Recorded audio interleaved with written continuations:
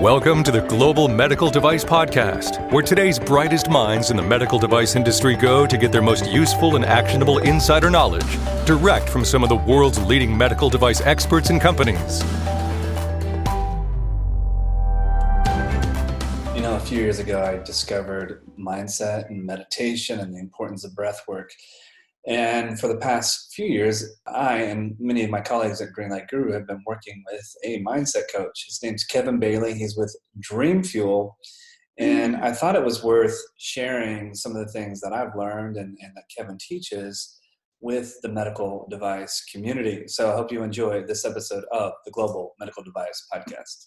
Hello and welcome to the Global Medical Device Podcast, now with video. This is your host and founder, Greenlight Guru, Jon Speer. Joining me today is a gentleman that I think you'll figure out my fondness for him as we talk today, and there's a lot of reasons for that. But joining me is Kevin Bailey. Kevin is the founder and, well, we'll just stick with founder of Dreamfuel. So Kevin, welcome. Thanks, John. Good to be here, man. All right. So the reason that Kevin and I talk every couple of weeks or so, and Kevin has been working with the Greenlight team now for a while. How long have you been working with us?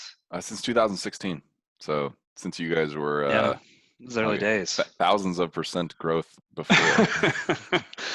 So Kevin's specialty, if you will, is he works with many people on our team on mindset, meditation, and breathing, and all these things that, well, I'll confess, when Kevin first came in and we started doing some of these things, I'm like, that's a little woo-woo, isn't it? And then you do it and you're like, oh my goodness, it makes a difference. So Kevin, how did you get into like mindset work, and why in the world would you get into mindset work and try to work with tech teams on meditation, breathing, things of that nature? What's the big deal? Yeah, so I really got into mindset when I was a CEO of a high-growth startup called Sigh when I was in my 20s. And I was amazed at just the mental toll that role took on me and how strong I had to be mentally. I didn't even understand what mental strength really was and resilience. I mean, I'd play some sports and stuff like that, but it was a whole nother level. And I was challenged a lot, and I ended up meeting a neuroscientist, Dr. Diane Powell, who started just giving me some tools and some tricks that I could use to work on mental models that helped me reframe the experiences I was going through and have a more positive attitude as I was leading people, and those people were kind of taking cues from me about how the business was doing and was I motivated on a given day or not. And it really kept me from burning out, and it also hurt me. And then I started a meditation practice at that point also that ended up going very deep. And, people like the CEO of Greenlight, David, and you started asking me what I was doing, and then started asking me, hey, is this something you'd consider teaching to my team? Specifically with you guys, it was your sales team. You guys were wanting to kind of boost camaraderie, boost the numbers on your sales team. And that was when the whole experiment started. And that was back in 2016. Yeah. And, from then until now, I mean, you've been working with a lot of our teams, some of our dev teams, some of our marketing teams, some of our customer success teams. And I can tell you, anyone who's worked with you in the program, that it changed the world. It did the same for me. And that's part of why I wanted to bring you on to the Global Medical Device Podcast, because I know there's a lot of folks listening, a lot of people out there, a lot of companies that are trying to do great things, and we're trying to do great things at Greenlight. And I truly believe that working with you on mindset, breathing, and just some different techniques, that it made a big difference. If nothing else, we felt better. When I try and get down to the basics of why mindset is such an important practice for success in a company, a lot of people don't realize this, there's been a number of different studies that have kind of tried to get at this, but you could say approximately 95% of your thoughts are subconscious. And that means they're kind of automatic programs running on autopilot, kind of looping in your head, and you can hear them. If you really pay attention. Certainly if you meditate, you hear them all the time, but you're not consciously firing those thoughts off. They're being actually fired at you like a heartbeat. If you look at an electroencephalogram, you'll see, like it's like a heartbeat. There's just thoughts constantly cycling. And other studies that have looked at those thoughts have found that, somewhere around 70 to 80% of those thoughts are negative, disempowering, limiting beliefs. So your average person out there, 95% of their thoughts are on autopilot, unconscious, subconscious, right below little sub-perceptual thought. And the majority of those, which are actually controlling your behaviors and your actions and the way you treat people, are negative, limiting, telling you, things like deserve this, money doesn't grow on trees, like firing things at you that as a high growth entrepreneur, you really don't want to hear coming from yourself. And those thoughts then permeate to kind of your nonverbals. The vast majority of communication is nonverbals. So you can say one thing, you can say you're excited, you believe in the company, you believe in your mission and stuff. But if you have those negative thoughts firing off in your head constantly, your nonverbals aren't going to match. And frankly, the way that I characterize it is it's most people that don't do mindset work, and that's pretty much at this point, most people who aren't professional athletes. So professional athletes do a lot of mindset work, some top executives, but most people aren't. This is very early stage stuff right now. They're beating their head against a wall, and the wall that they're beating their head against is their subconscious mind. All the programs that were taught to them when they were disempowering, and they're trying to get through and past these limiting beliefs, and it is exhausting.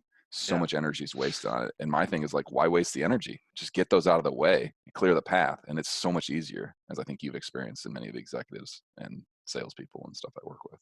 Yeah, I mean, the whole idea of what we're trying to do, and I would imagine many of those listening, is it's about peak performance. And especially if you have a team, it's important for that team to have similar points of view or similar objectives and missions. Alignment is probably a good word. The mindset work that you've done with our teams improve our peak performance. I mean, numbers don't lie. And from the time we can look at, I don't have them memorized in this moment, but we can look at our team's performance before and after working with you in Dreamfuel, and there's a difference, measurable difference. Thank you, man. I think you brought up a good point there, which is about consistency across the team. The nice thing about the mindset work that we've been doing and that we do with all of our clients is that it's really grounded in neuroscience.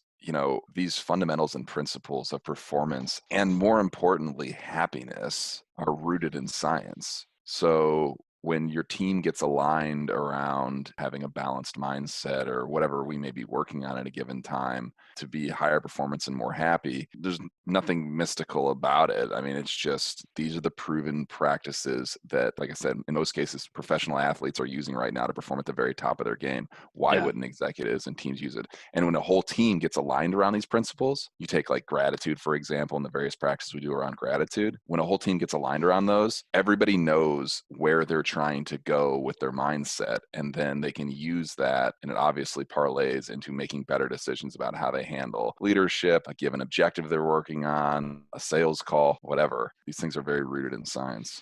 Yeah, and tapping into that, it's the untapped potential that I don't know where it isn't happening in the world today, but I know growing up in the United States, talking about mindset meditation, it's more common today, but let's just say in my formative years, we didn't talk about that. I mean, maybe I heard meditation and you think of some, guy on top of the mountain sitting.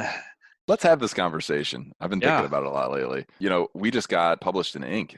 You guys got published, and you mentioned, the impact that mindset had on Greenlight's culture. And, it started off, the author of the article kind of talked about how it's kind of strange. And, like you guys are looking for the people with the right energy to join the company and stuff like that. And I think we're trying to kind of take these practices that have been utilized for eons to help people be happier and perform better, wrap them with some neuroscience so that people can accept and understand them. But there's still that stigma around what you just mentioned. It's like, oh, meditate. But there's still like people that, like think meditation is for hippies or something. And they haven't read the hundreds of stories now in Harvard Business Review and other places talking about top executives meditating. So let's unpack that a little bit, man. I'd love to talk further about that, because I think it's stopping people who need this stuff from doing it. And I want to pierce that veil. I would like to really help people understand. So I remember, let's go, I don't know, 20 years ago, something like that. I read a book. I think the book sometimes chooses me. I don't think I choose the book. But anyway, in this case, I don't remember the title or exactly the author, but it was about meditation and mindset and these sorts of things. And this is way before you and I ever met. I read it. It was kind of cool. And I was like, oh, I want to try to meditate. And so I sat there and my mind never shut off. And I thought that I failed. And I think a lot of other people have that same sort of experience when they go to meditate. So what are your thoughts about reactions to that? It's really funny. That's a really deep topic and a good one. I remember when I first started meditating, this was a while ago, maybe 15, 20 years. And my meditation coach was somebody who trained under Maharishi Mahesh Yogi, who is the same guy who trained the Beatles how to meditate and kind of actually brought the Beatles out of that whole psychedelic phase, kind of replaced that with meditation, which is interesting in itself. But I was a very high stress, very like high energy CEO at that time. And I would meditate and I'd always talk to Rich, like, what am I trying to do here? What's the goal? What am I trying to achieve here? And I want to be calmer. I'm struggling. I need that calm pill or something, Rich would kind of look at me and, he'd kind of say like, when's the last time you did something that you didn't have an outcome that you were trying to go after? When's the last time you just did something purely for the sake of doing it, purely for the joy? And he was a former fighter pilot in Vietnam, and he had PTSD that he cured with meditation. He would always tell me after every meditation, I get done, I'd be like, Rich, I'm not feeling much calmer. I had a bunch of thoughts. I'm anxiety. And he just looked at me and be like, good. And then I would get done the meditation and be like, that was nice. I feel calmer. This is great. He'd be like, good. And he'd be like, there's no outcome you're going for in meditation. You purely do meditation to do meditation. And it took me a long time to understand why that was so important. I finally started to kind of follow it. And I was like, cool. I had meditation with a lot of thoughts and I didn't get much calmer, but I started to understand that I was actually cycling through thoughts, and it was kind of like I was closing tabs in a browser. At the end of the meditation, even though I had a lot of thoughts, I felt more free. I felt lighter. And I started to realize, you're basically taking these subconscious thoughts, and as a neuroscientist, I'd say you're depotentiating, these really overly excited neural networks in your brain that have been spinning for eons. Why did Billy steal my toy when I was 5? What a jerk. And it's like, why am I thinking about this? And it's like, because it's been spinning in the back of your mind for 20 years. It's been running the whole time. You just never acknowledged it. And now that you acknowledged it, you can actually let it go. And I realized another thing too, which is there's 2 different primary neurotransmitters that you're working with, that generally create a balanced mind. You have dopamine, the dopamine reward system, which is very future oriented, and it's really never satisfied. It's always goading us to do more, to do more, to do more. And then on the other side, you have serotonin. So dopamine is the neurotransmitter of pleasure, and serotonin, and then what they call the here and now molecules, like serotonin, those are the molecules of joy and happiness and presence. And at that point in my career, I was just running dopamine. Like, I never did anything for the sake of just purely enjoying it. I was always just very future focused. Maybe working out potentially was something I did for the joy of it. And meditation, one of the big points is helping us produce more serotonin receptors in our brain, so that we actually can naturally feel more present and naturally enjoy our lives more. And in order for that to happen, you can't go into meditation wanting to achieve something, because then you're actually going after a dopamine hit for meditation. And that's not the point. Children produce about 200% or have the capability of producing serotonin than adults. And the reason is because we get addicted to dopamine, and those receptors for serotonin don't have much of a purpose anymore.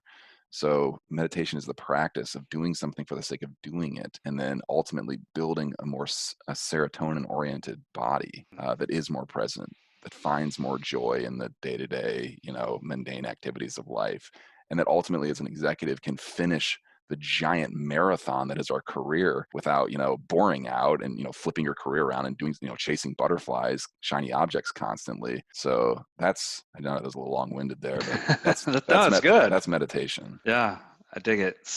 Folks, I want to remind you, I'm talking with Kevin Bailey. Kevin is the founder of Dreamfuel. He's been working with us at Greenlight for a while on mindset, meditation, breathing, things of that nature. Kevin, tell us a little bit more about Dreamfuel and where folks can learn more about your program and some of the things that you do. Yeah, so Dreamfuel, I'm a tech founder. I've founded a few businesses in the past, and Dreamfuel is really my passion project. It's the company that I'm most passionate about, that I'm really I just love it. What we do is we work with teams and individuals to kind of, I think it's funny, it's one of these situations where you can have your cake and eat it too.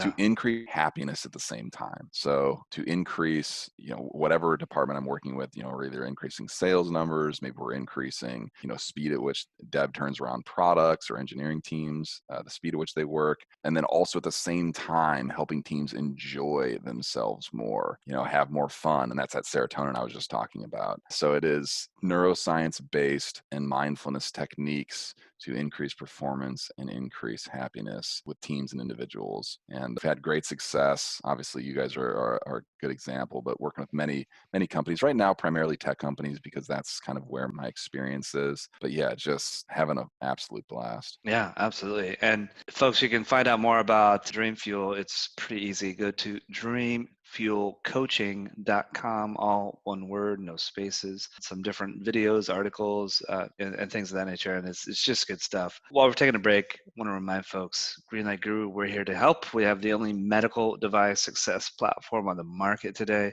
It's a tool and a solution and workflows that are designed specifically and exclusively for medical device companies by actual medical device professionals. And we work with our customers to help them achieve all sorts of greatness, from regulatory clearance so that they can get their product to the market, to obtaining ISO certification, and so on and so forth. I would encourage you to check it out if you haven't already done so. www.greenlight.guru.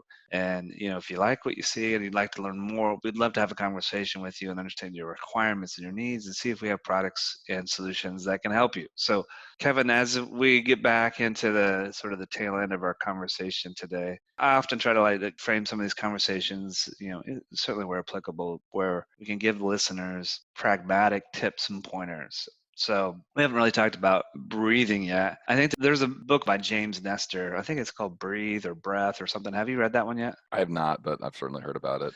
It was interesting to me because there's a lot of science to breathing. There's a ton of science, and I underappreciated it way. You're teaching these different techniques. You're like, try the pranayama, let's do the Wim Hof, let's do the boxing. I'm like, what is all this stuff? But I guess breathing, what is important about that? And what can people do about it?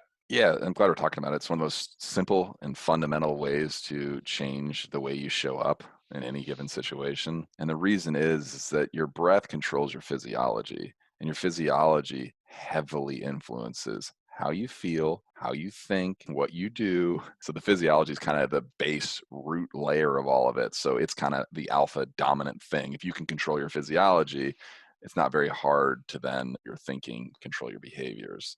So this is a real simple thing to understand about breathing for your listeners. If you take longer exhales than inhales, it will calm you down. If you take longer inhales than exhales, it will hype you up. It's super simple. So if you just take this, like if you're right now, if you just breathe in and then breathe out a longer breath, take a nice easy breath in. And folks, this is one of those things you got to breathe out a longer breath. This is patience a little bit. It takes a few cycles. You're not going to get instantaneous results after one breath. So take a few cycles. Yeah. Normally takes, I don't know, a couple minutes, but you'll find yourself calming down tremendously if you just take longer exhales than inhales. And again, if you want to hype up, longer inhales than exhales. Yeah. Longer exhales and inhales, hype up, longer inhales than exhales. You can actually calm yourself down. I call it, so that's kind of like letting your foot off the accelerator in a car. It'll just calm you down. You can actually put the brakes on, and all you got to do to put the brakes on in your physiology is they call it a physiological sigh. So you kind of take a deep breath. It's like a double breath. You take a deep breath in, and then at the top, you take another quick breath, and then you just sigh out.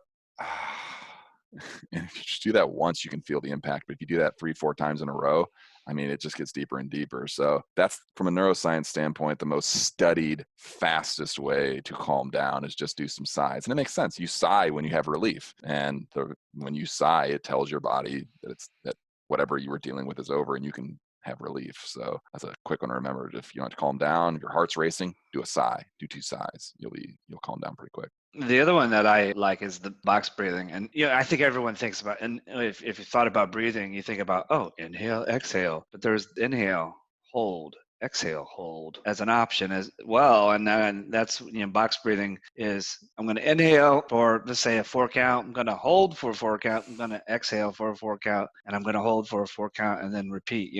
Those spaces in between the inhalation and exhalation in certain times and circumstances, I found that hold is really important too. So what are your thoughts about box breathing? When is that a good situation to use that? Yeah, so that's actually, box breathing is pretty cool. It's pretty well known at this point that the Navy SEALs use box breathing to stay calm, both when they're going into combat and even during combat. So it's because it's kind of easy and it keeps you focused. And the holds are interesting. I can tell you this, no matter what breathing exercise that you do, if you consistently breathe rhythmically and smoothly, those 2 variables, rhythmically, so you're kind of timing the inhales, holds, and exhales, and smoothly, it creates coherence between the systems in your body, and the organs, biological oscillators. they're all resonating at different frequencies. They all have different beats. So like your heart has a beat, your spleen has a beat, your kidneys have a beat. And when you breathe, that's like the ultimate, that's like the drummer. If you Yeah. breathe at a rhythmic, smooth beat, your heart then will beat rhythmically and smoothly. You know, you won't have those flutters and stuff. And then your heart holds kind of, is the biggest biological oscillator in your body, has the most horsepower, more or less. And every other organ in your body will tune to the heart like a tuning fork. And then your whole body starts to become more kind of like a symphony, and everything kind of works together.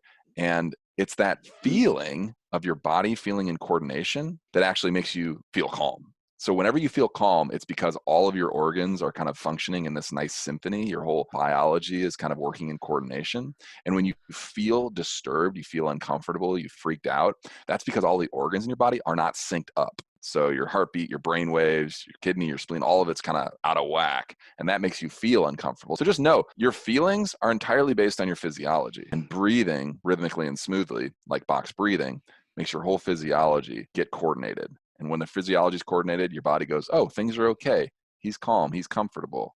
Things are good. And then you have positive thoughts. I mean, obviously, breathing is pretty important, but I wanted to talk a little bit about that because some of the first meditations, a lot of times that people will try is a breath meditation, a breath awareness type of thing. But, you know, it's a simple thing. I think even I heard this once. I don't remember what you type in. You might know this, but like if you go to the internet and you go to Google and you type in breath exercise or something, I think there's a little thing that pops up from Google that it's like a minute breathing exercise, and you click on it and it'll take you through kind of a guided little breath exercise. I guess to kind of, as we wrap things up today, I got distracted by the little Google thing that I remembered. But as far as like breath work's important, what is, in your opinion, the one or two single biggest things that a person can do in their everyday life to improve upon mindset and how they feel? Is there one thing? I know everybody's looking for the silver bullet or the magic wand. Maybe it's not that, but what are some tips you can leave the audience with? Yeah, I'm going to leave them with the simple one they probably already heard before, but maybe not executed very well. So you can think of your brain, you have these different neural networks. When I talked about the 70% of your brain that typically is wired with thoughts that are disempowering,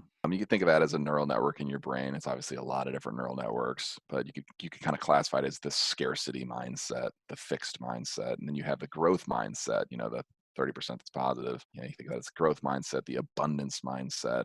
And what a lot of people don't understand with the brain is that it's basically like a muscle. You have to work it out. You're not building muscle fibers, obviously, in your brain, but you are building neurons, and it's neuroplasticity and neurogenesis, you know, like you're building new networks in your brain. And in order to build those networks, you have to work them out. And you have to actually get a little bit emotional. Emotion tends to create neuroplasticity. And we're not going to get into potentiation of neurons and how all that works, but know that you got to kind of get emotional with these exercises. You have to practice. You can't say, oh, I'm going to go into a meeting feeling positive and just be positive. Like, you have to build the neural networks of positivity in your brain. And if you do it, you'll build strong networks, and maybe you rebalance that equation. You become more of a positive person than a negative person. But it's just like going to the gym. So I prescribe 15 minutes a day of mental fitness. And if you want to do, like, let's say, like the basic fundamental get started on practice, it's gratitude journaling. Gratitude is the emotion of abundance, the emotion of growth. It is the emotion of receiving, you know, like you want to win, you want to receive good things in your life, be more grateful. So that practice itself, if you just do it for, like, I don't know, even 5-10 minutes every day, it's like going to the gym and working the abundance, the growth mindset within your brain to hopefully turn it into a superhighway that all the electrical impulses in your brain want to go down instead of going down the scarcity network. So you're strengthening you're building new neurons, you're building more connections. And it's such a simple practice. I mean, literally, you just get a journal at the end of the day, just think about your day, and you just write from your, say from your heart, from your intuition, write about what you're grateful for, what happened. And then you can all go back in the past, think about things that happened a long time ago that you're grateful for. And we don't have time to get all this, but you can go forward in the future. You can start writing gratitude for things that you plan to do or things that you expect to happen. In our society, we are not a gratitude oriented society. We have Thanksgiving, but most of the time we're like, we're not good enough, So if you just spend 5 to 10 minutes a day working out that gratitude network, you're going to run some serotonin, you're going to build the abundance neural networks in your brain. So hopefully over time, you start to become a more optimistic person. Yeah, I can tell you, I don't do it daily all the time. I do it often. I should do it daily, but I forgive myself for not doing it every single day as well. But the gratitude journaling is really key. I mean, and just do it. Set a timer for a few minutes a day, and don't worry about what you're writing down. I mean, I'm thankful. I appreciate this seagull decoration that's on my table. I mean, that's okay if you have a mental block. Just look around your room. I mean, you got something in there that you appreciate and you're grateful for. So don't overthink it. Yeah, and like I said, it gets easier. In the beginning, it can almost feel inauthentic and not natural. Yeah. But that's because those networks are so atrophied, but as you keep doing it, you start to build strength. You're like, I'm, benching whatever, 300 on gratitude, it's like anything that we do. See it more. Yeah. The first time you did something, I'm going to guess you weren't an expert and excelling at it. This is the same sort of thing. So I think remembering the breath work is important. Gratitude journaling is important. And I think these exercises, if you start to do those on a consistent basis, naturally lead you to other things of interest, like maybe, different types of meditation. But I'm going to tell you folks, a little secret, you do a little bit of breath work, some box breathing, or a shorter inhale than an exhale, or the opposite, and you do that for a few cycles. Hey, give yourself a hand. You just did some meditation. Gratitude journaling. Hey, you just did some meditation. So don't worry about the label so much. Just, be appreciative for what we have. Be grateful for what we have. Final thoughts before we call this one a wrap today. Yeah, I think it should re-emphasize the point. It is mental fitness. If you want to be a higher performance person, enjoy your life more, you just have to set aside 5-10 minutes a day to do any of these techniques, and there's plenty of resources out there to learn these. Yeah. I'm happy if you want your team to perform higher and be happier. I'm happy to help guide you guys on that. Just go to dreamfuelcoaching.com. But for you personally, set 5-10 minutes a day, do the workouts, and I think you'll just be absolutely amazed. It fundamentally changes the way you operate. I mean, so much emphasis these days on nutrition. Nutrition's important. A lot of emphasis on exercise, physical exercise, also important. But we forget about the mental exercise. As Kevin said, this also needs to get worked out. It's like, you get this right, you'll get the fitness right. Yeah. You'll get the eating right. This controls everything. So you got to get that right. But we got it backwards. You got to get this right first. Energy before action. Energy before action. Kevin, thank you so much. I wanted to share, some of what you've done for me personally with those who listen to the Global Medical Device Podcast. I think this was a sort of a great primer to get folks thinking about this topic. So thank you so much. Oh, very welcome, John. Thank you so much. Kevin Bailey, the founder of Dreamfuel. Check it out, dreamfuelcoaching.com. Lots of stuff there. You'll be able to find out how to get a hold of him. But Kevin works with teams and can put together a program for you and your team to help with culture, performance, attitude, all of those sorts of things that really are important for high growth individuals and high growth companies. So check it out. And again, thank you so much for being loyal listeners of the Global Medical Device Podcast, the #1 podcast in the medical device industry. And that's all thanks to you. Our marketing team shared with me the other day that we passed an amazing milestone recently. We've had over 500,000 downloads. So thank you all for listening and for sharing with your friends and colleagues. This is your host and founder at Greenlight Guru, Jon Speer, and you have been listening to the Global Medical Device Podcast.